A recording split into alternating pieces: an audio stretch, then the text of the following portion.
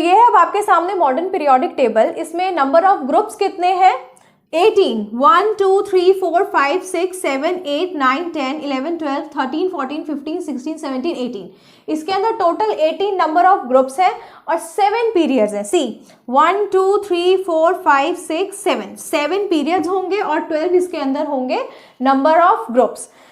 इसको हम ये वाला जो हमारा ये इस वाले ग्रुप दोनों को हम बोलते हैं एस ब्लॉक एलिमेंट्स, इनको हम बोलते हैं पी ब्लॉक एलिमेंट्स, ठीक है, और ये हमारे होते हैं डी ब्लॉक एलिमेंट्स, ठीक है। इसके अलावा ये होते हैं हमारे एफ ब्लॉक एलिमेंट्स, ठीक है।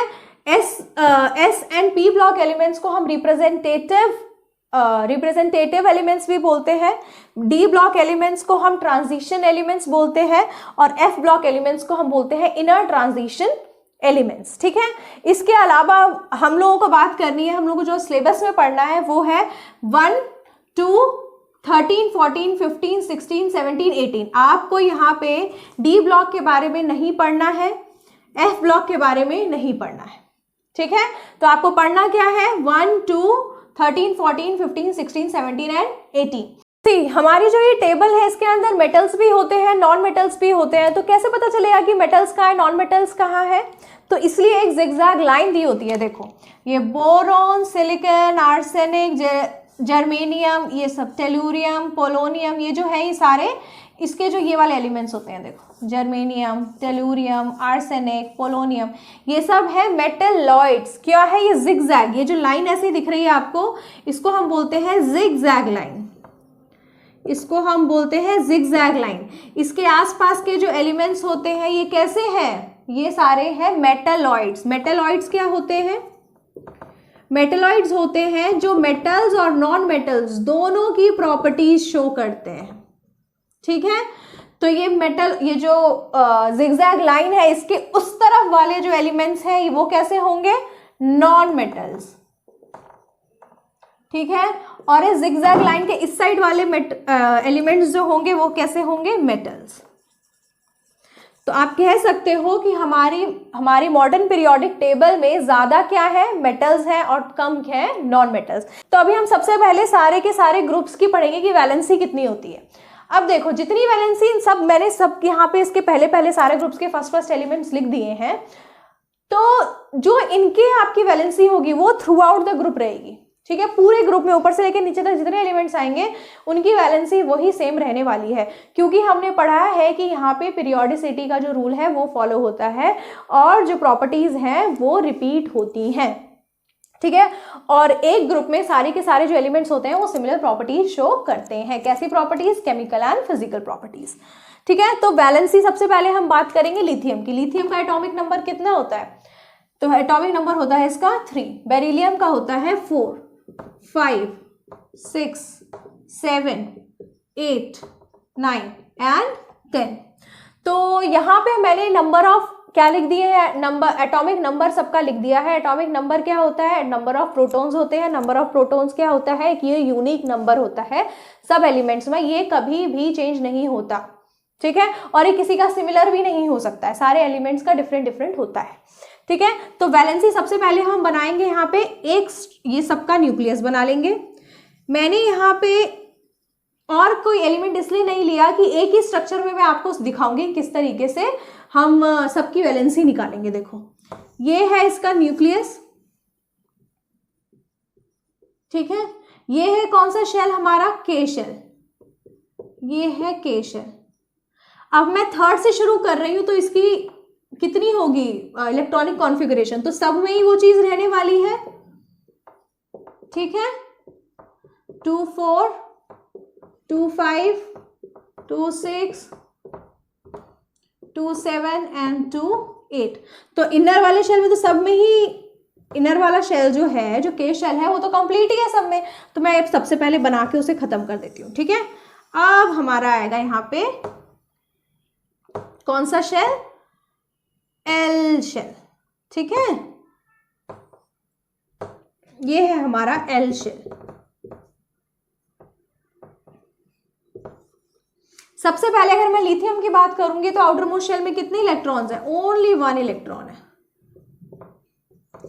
ये न्यूक्लियस है, इनर शेल कंप्लीट है, सेकंड है, उसके 2 इलेक्ट्रॉन्स है उसके अंदर, और आउटर मोस्ट शेल में 1 इलेक्ट्रॉन है। अब इसे अपने आप को कंप्लीट करने के लिए, फुलफिल करने के लिए, तो वैलेंस इलेक्ट्रॉन सबसे पहले हम लिख देते हैं। वैलेंस इलेक्ट्रॉन तो हम देखते ही बता सकते हैं कितना है, 1 है, तो वैलेंस इलेक्ट्रॉन हो गया 1। अगर मुझसे कोई बोले कि भाई इसकी वैलेंसी कितनी है, तो मैं कैसे पता लगाऊंगी? मैं वैलेंसी पता लगाऊंगी भाई इसे और कितने बॉन्ड बनाने पड़ेंगे, या कितना अपने आप को एटम्स किसी के साथ बॉन्ड बनाने पड़ेंगे कि ये अपने आप को ऑक्टेट कंप्लीट हो जाए इसका। तो देखो इसके पास है 1 इलेक्ट्रॉन, अब इसको चाहिए 7 इलेक्ट्रॉन चाहिए इसे अपने आप को स्टेबल करने के लिए। या तो फिर ये बोले कि भाई मेरा जो 1 इलेक्ट्रॉन है तुम ले लो, मेरे पास तो अंदर 2 इलेक्ट्रॉन्स है ही, मैं तो कंप्लीट ही हूँ। तो ये क्या करेगा? 1 इलेक्ट्रॉन अपना दे देगा, तो इसकी वैलेंसी क्या हो गई? 1। ठीक है, अब आते हैं अपने बेरिलियम पे। इसके पास कितने इलेक्ट्रॉन्स हैं? 2 इलेक्ट्रॉन्स है आउटर मोस्ट शेल में, देखो 2 इलेक्ट्रॉन्स है, तो ये भी क्या करेगा? अपने 2 इलेक्ट्रॉन्स को क्या करेगा? कंबाइन कर लेगा, किसी को दे देगा, एटम किसी के साथ बॉन्ड बना के अपना दे देगा। ठीक है, बोलेगा कि मेरे पास तो भाई अंदर 2 इलेक्ट्रॉन्स है, मुझे क्या जरूरत पड़ी है, तो इसकी भी वैलेंसी क्या हो जाएगी? इसकी भी वैलेंसी हो जाएगी 2। सेकेंड इसकी बात करेंगे 13th, ग्रुप 13th की, तो इसमें आउटर मोस्ट शेल में कितने इलेक्ट्रॉन्स हैं? 3 इलेक्ट्रॉन है। ये भी बोलेगा भाई 3 इलेक्ट्रॉन, मुझे 5 इलेक्ट्रॉन और भी लेने पड़ेगे, इतनी एनर्जी मेरे पास नहीं है, तो भाई तुम अपने मेरे जो 3 इलेक्ट्रॉन्स हैं वो तो ले लो। तो 3 एटम को दे देगा वो अपने इलेक्ट्रॉन्स, तो क्या हो जाएगी? इसकी भी हो जाएगी 3।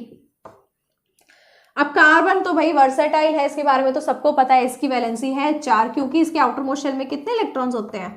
4 होते हैं। 1 2 3 बनाए नहीं ना मैंने, नहीं, हाँ 4 है। अब मैं बात करूंगी नेक्स्ट ग्रुप की। अब यहां से थोड़ा सा दिमाग लगाने की जरूरत है।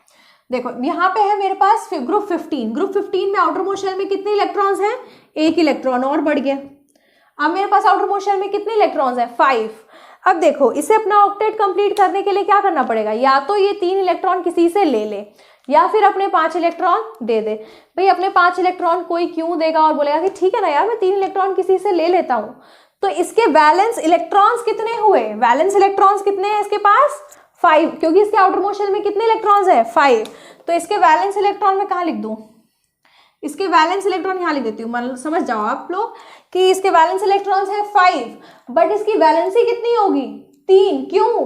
क्योंकि इसको अपने 3 बॉन्ड्स बनाने पड़ेंगे किसी के साथ अपने आप को स्टेबल करने के लिए, तो इसकी वैलेंसी कितनी हो जाएगी? 3। अब नेक्स्ट इसमें भी दिमाग लगाना। ग्रुप 16, ग्रुप 16 में क्या होता है? ग्रुप 15 को हम क्या बोलते हैं? निकोजेंस। ठीक है, ग्रुप 16 को हम बोलते हैं चैल्कोजेंस। चैल्कोजेंस, इसको हम बोलते हैं हैलोजेंस, और इसको ये तो हमारी नोबल गैस है, world wide known noble gas, या फिर एरोजेंस भी बोलते हैं।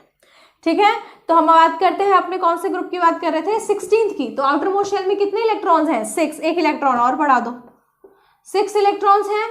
अब मैं अगर आपसे पूछूं कि ग्रुप 16 में वैलेंस इलेक्ट्रॉन्स कितने होंगे, तो कितने होंगे? 6। कितने होंगे वैलेंस इलेक्ट्रॉन? 6। ठीक है, अगर आपसे पूछा जाए कि इसकी वैलेंसी कितनी होगी, वैलेंसी क्या होती है? कंबाइनिंग कैपेसिटी, ये 6 इलेक्ट्रॉन्स देना पसंद करेगा या 2 इलेक्ट्रॉन्स लेना पसंद करेगा? ऑब्वियस सी बात है, 2 इलेक्ट्रॉन्स लेना पसंद करेगा। तो इसको कितने बॉन्ड्स बनाने पड़ेंगे? 2 बॉन्ड्स बनाने पड़ेंगे, 2 चीजों के साथ कंबाइन होना पड़ेगा। तो इसकी कंबाइनिंग कैपेसिटी क्या हो गई? 2। तो याद रखना ये चीज कि 13, 14 तक भी दिक्कत नहीं है, 15, 16, 17, 18 भी छोड़ दो, 17 तक याद रखने की जरूरत है। अब देखो 17 है, आउटर मोस्ट शेल में कितने इलेक्ट्रॉन्स हैं? 7 इलेक्ट्रॉन्स है। 1 इलेक्ट्रॉन और बढ़ा दो, 7 इलेक्ट्रॉन्स है। इसको अपने आप को स्टेबल करने के लिए क्या चाहिए? 1 इलेक्ट्रॉन किसी को दे देगा, 1 इलेक्ट्रॉन किसी से ले लेगा, या अपने 7 के 7 इलेक्ट्रॉन्स दे देगा किसी को? इतना तो बेवकूफ नहीं है ये। क्या करेगा? 1 इलेक्ट्रॉन किसी से ले लेगा। जब ये 1 इलेक्ट्रॉन किसी से ले लेगा, तो अगर मैं आपसे पूछूं कि इसकी वैलेंस इलेक्ट्रॉन्स इसके आउटर मोस्ट शेल में कितने हैं, तो आप क्या बोलोगे? कि मैम इसके पास वैलेंस इलेक्ट्रॉन्स हैं 7। और अगर मैं आपसे पूछूं कि बताओ इसकी वैलेंसी कितनी है, तो वैलेंसी क्या हुई? कंबाइनिंग कैपेसिटी, ये कितने एटम्स के साथ कंबाइन करेगा खुद को स्टेबल करने के लिए, तो 1। समझ में आ गई बात? और फिर ये हमारे आते हैं नोबल गैसेस। नोबल गैसेस का जो ऑक्टेट होता है वो होता है देखो कंप्लीट। इनको किसी के साथ रिएक्ट करने की ज़रूरत नहीं पड़ती, ये होती है अनरिएक्टिव गैसेस, तो ये कुछ भी नहीं करते। ठीक है, हमारी जो नोबल गैसेस होती हैं वो किसी के साथ भी रिएक्ट नहीं करती, क्योंकि इनको ज़रूरत ही नहीं है। भाई कोई किसी के साथ रिएक्ट क्यों कर रहा है? क्योंकि उनको क्या करना है, अपने आप को स्टेबल करना है। ये तो ऑलरेडी स्टेबल है, इनको किसी के साथ रिएक्ट करने की ज़रूरत ही नहीं है, तो इसलिए हम इनको बोलते हैं इनर्ट गैसेस। ठीक है, अब मैंने आपको बोला कि मैम, आप सोच रहे होगी मैम इतनी कहानी आपने हमें क्यों सुनाई? देखो इसका रीज़न है, मैंने आपको क्या बोला कि जो हमारी पीरियोडिक टेबल है उसमें जो ग्रुप्स हैं, वो ग्रुप्स, एक ग्रुप में जितने भी एलिमेंट्स आएंगे वो सारे एलिमेंट्स सिमिलर प्रॉपर्टीज शो करेंगे। वो जो प्रॉपर्टीज हैं वो कैसी प्रॉपर्टीज हैं? केमिकल प्रॉपर्टीज हैं या फिजिकल प्रॉपर्टीज हैं? अभी केमिकल प्रॉपर्टीज या फिजिकल प्रॉपर्टीज किस चीज़ के ऊपर डिपेंड करती हैं? तो देखो वैलेंसी, ये सारी की सारी जो प्रॉपर्टीज हैं, आपको कैसे पता चला कि मैम सिमिलर ग्रुप में सेम प्रॉपर्टीज आ रही हैं? क्योंकि आपको ये पता है कि उनकी वैलेंसी सिमिलर है। क्योंकि देखो मेटल्स एंड नॉन मेटल्स किस बेसिस पे डिसाइड होते हैं कि आउटर मोस्ट शेल में अगर 1, 2 या 3 इलेक्ट्रॉन्स होंगे तो वो मेटल्स हो जाएंगे। क्यों? क्योंकि वो इजीली इलेक्ट्रॉन अपने दे देंगे। क्यों वो इतने सारे इलेक्ट्रॉन किसी से लेंगे? वो क्या करेंगे, अपने इलेक्ट्रॉन्स इजीली दे देंगे। क्या करेंगे, कौन कौन से मेटल्स में कैसे आ जाते हैं? देखो 1, 2 या 3, आउटर मोस्ट शेल में अगर ये सब इलेक्ट्रॉन्स होंगे 1, 2 या 3 तो वो इजीली इलेक्ट्रॉन्स दे देंगे और वो क्या कहलाएंगे, मेटल्स कहलाएंगे। और वो मेटल्स कैसे बॉन्ड बना लेंगे, आयनिक बॉन्ड बना लेंगे। ठीक है, अब आयनिक बॉन्ड कैसा एक नेचर है यार, फिजिकल और केमिकल प्रॉपर्टीज, अभी हम पूरा स्ट्रक्चर पढ़ते थे तो हम यही तो देखते थे कि भाई बॉन्ड कैसा है, क्योंकि किसी भी एलिमेंट की, किसी भी कंपाउंड की जो स्ट्रेंथ है वो उस बॉन्ड पे ही तो डिपेंड करती है। और वो किस पे डिपेंड करता है, वैलेंसी पे। ठीक है, अब अगर नॉन मेटल होगा कोई, नहीं, या ऐसे समझो कि किसी इलेक्ट्रॉन, किसी भी एलिमेंट के जो आउटर मोस्ट शेल में अगर 5, 6 या 7 इलेक्ट्रॉन्स होंगे, 5, 6 या 7 इलेक्ट्रॉन्स होंगे तो वो क्या करेगा, वो एक नॉन मेटल बन जाएगा। क्यों? क्योंकि वो अगर एक 2 या 3 इलेक्ट्रॉन्स किसी से ले लेगा तो खुद को बना लेगा स्टेबल, अपने ऊपर बन जाएगा एनायन, अपने ऊपर एक नेगेटिव चार्ज ले लेगा। और मेटल्स क्या बन जाएंगे, कैटायन। क्यों? क्योंकि ये इलेक्ट्रॉन्स क्या करेंगे, पॉजिटिव काम कर रहे, चैरिटी कर रहे हैं, ये दे रहे हैं इलेक्ट्रॉन्स, तो ये बन जाते हैं कैटायन। और नॉन मेटल्स बन जाते हैं एनायन, ये इलेक्ट्रॉन्स किसी से ले लेते हैं। ठीक है, अब वो इलेक्ट्रॉन्स लेगा या इलेक्ट्रॉन्स किसी के साथ शेयर करेगा या बॉन्ड बनाएगा किस तरीके, ये सब किस पे डिपेंड कर रहा है, वैलेंसी पे। इसीलिए मैंने आपको इतनी कहानी बताई है और ये समझाया है कि एक ग्रुप में अगर मैंने आपको एक एलिमेंट का बता दिया कि वैलेंसी इतनी है तो वो चीज़ थ्रू आउट फॉलो होगी। अगर आपको पता है कि ग्रुप 1 में वैलेंसी होती है 1, तो जितने भी एलिमेंट्स ग्रुप 1 में आएंगे उन सब की वैलेंसी होने वाली है 1। तो आपको ये बात पता होनी चाहिए कि क्या नाम है, कि जो वैलेंसी है वो एक बहुत मेजर रीज़न है कि कोई कंपाउंड कैसा होगा। ठीक है, तो इसीलिए वैलेंसी ओवरऑल वैलेंसी पे ही डिपेंड करती है केमिकल प्रॉपर्टीज और फिजिकल प्रॉपर्टीज। ठीक है, hope you like the lecture, see you in the next video.